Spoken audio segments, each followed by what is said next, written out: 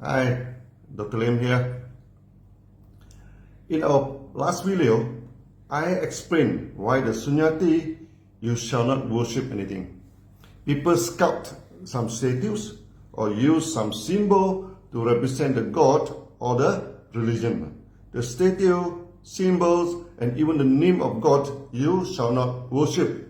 Why is worshipping so harmful to us?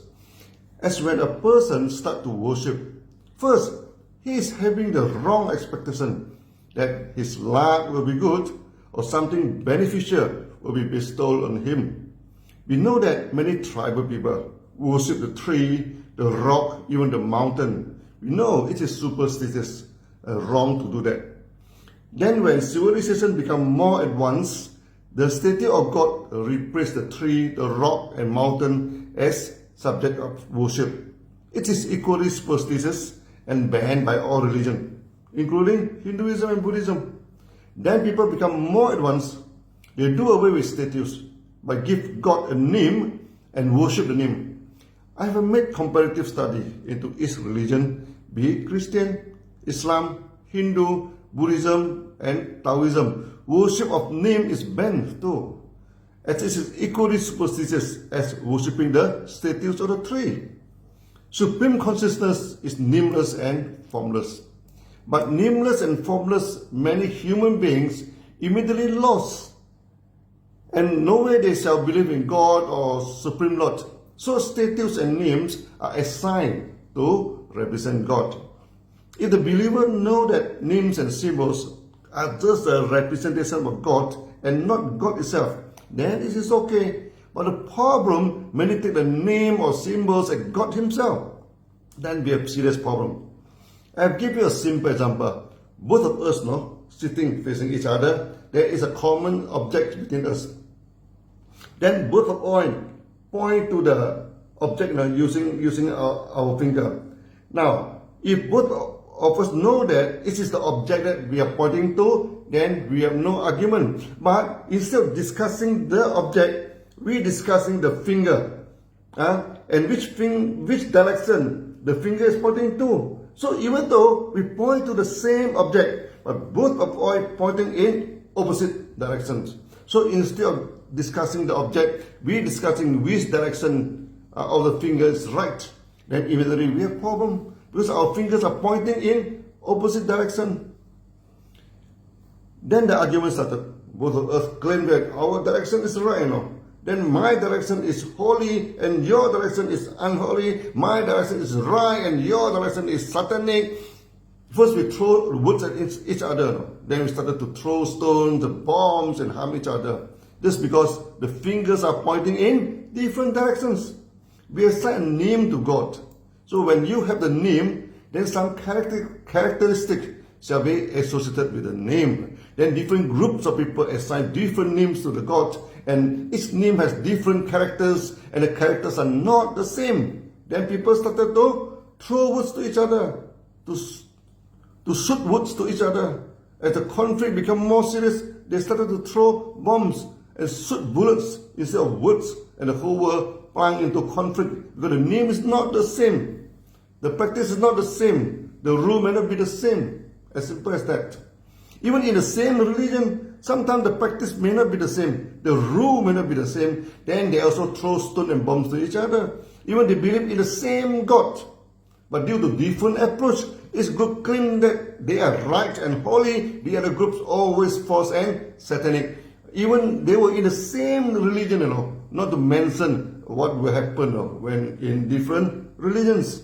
In all religions, when you study the holy text carefully, the name, practice and rules are the pointing of the fingers to something holy and love or compassion. If you look at the fingers, they may point in different direction, then you should tell yourself, do not look into the fingers, but look for something that is holy and compassionate, pointed by the fingers.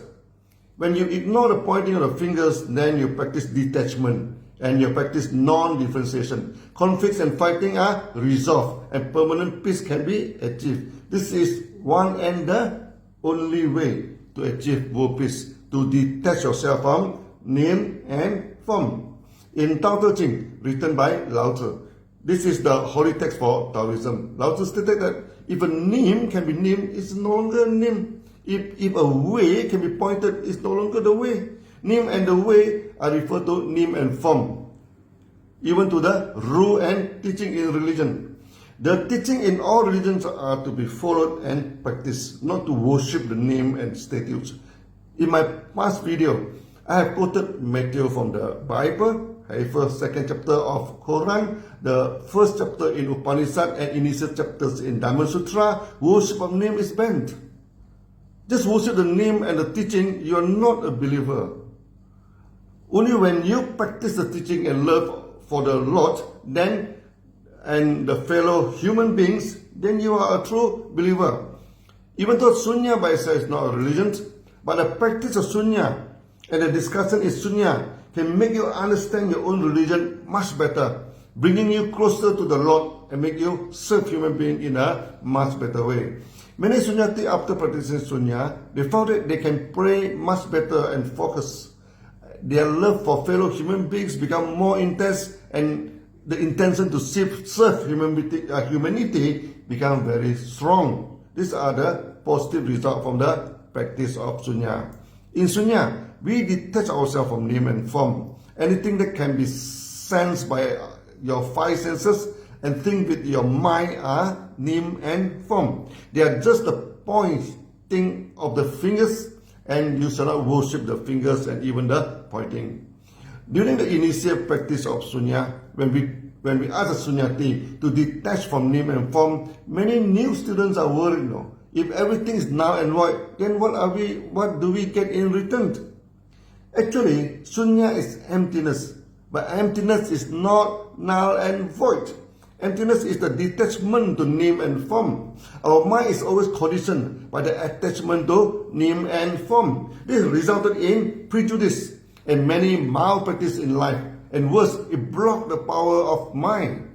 Our mind are powerful, but why do we not feel the power? The reason is simple. Your mind is tight and bound by the attachment to name and form. Name and form are like a chain and rope that ties the mind and prevent it to be free. When the Sunyati started to practice reverse counting, doing away with name and form during the practice, many miracles may happen.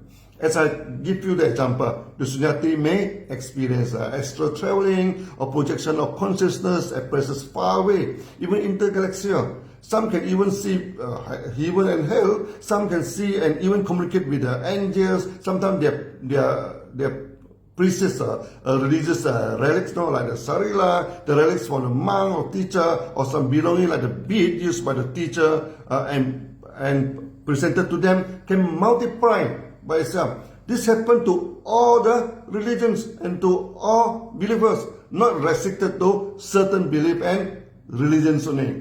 All these miracles are not the power you gain from Sunya. In Sunya you gain nothing. This is actually the original power of your mind. When your mind detaching from name and form, you release its potential. This is why in Dhamma Sutra, a famous sutra asks you to detach from name and form. Buddha make it a point that detachment is not null and void. Those who detach actually gain a lot of benefits in life, including wealth and prosperity. When you detach yourself, you turn peaceful. You release the power of your mind. Then you can work very effectively and you gain a lot of benefits, including turning yourself into a millionaire. This is why we say peace and prosperity is the ultimate aim for Sunya. We mentioned prosperity is to prevent the Sunyati enter into nihilism. Some people after practice detachment, they achieve very intense peace and happiness, then they attach to the happiness and practice Sunya so that they enter into a blissful state. Some meditators spend hours meditating to enter the blissful state. Then they forget they're human being. You have a duty to perform. They forget to perform their duty and turn themselves into a donkey. They con the disciple to donate money to them and contribute nothing back. They become parasites and destroy the fabric of the society rather than building it. They make you believe that you can only access God or certain enlightenment through them. If you feel in such a trap, you're not a believer, but a slave under his mental control. Such donkeys are good to frighten you. If you do not donate or do not believe in his teaching, you shall face the dire consequences like burning forever in hell. But believe me, this is the donkey that will be burned until their false teaching disappear from the earth. This statement is not from me, but from Buddha. Those who are making false claim and fighting people using false teaching are facing serious punishment in the afterlife. The punishment is only ended when their false teaching is ended on earth. In future, we are establishing the Sunya Council to guide the Sunyati, so they are not misled by donkey and monkey. Those donkeys and monkeys always threaten you that if you do not follow him or his religion, you will be burned in hell. But according to Buddha, these are the idiots that will be burned, not us. They shall face the punishment until their false claim and false teaching are ended on this earth. We never curse people to be burned in hell. In all religion, there is a teaching that if you offend serious crime like rob and murder, rape and kill, false claim you're God or representative of God, mislead people to sell the house and properties and ruin their peaceful family life, then the punishment is severe. But for us who practice do no harm, we love and protect the environment, we extend our help for enhancement of social economy, we never take what does not belong to us, we never disturb the harmony of the society, we never making false claim that we are some terrific guru, whether God has selected us to ask you to sell your house and donate what you have, we never intoxicate ourselves, do harm and murder. When you do not commit such a serious crime, you have nothing to worry about your future and your future life. Until now, I think I have prepared you enough for the real practice of Sunya. Starting from next video, I shall introduce the full practice of Sunya from the basic level up to the advanced level. Sunya can release the power of your mind, can reset your mind, and renew your approach in life, can balance your emotion to have true love for fellow human beings. There are good benefits in the practice of Sunya. See you in the next video. Bye-bye.